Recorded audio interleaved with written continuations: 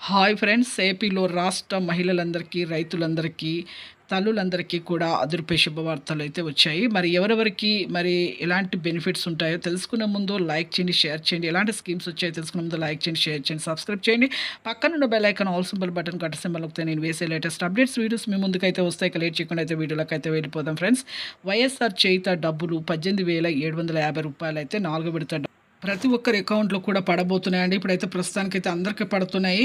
మరి ఇప్పుడు కాకపోతే ఇప్పుడు వయసు అనేది చేంజ్ అయింది మహిళలకు. వాళ్ళకి ఇంతకుముందు అయితే 45 నుంచి 65 ఉండే, ఇప్పుడు 18 నుంచి 65 వరకు అయితే వచ్చింది వయసు.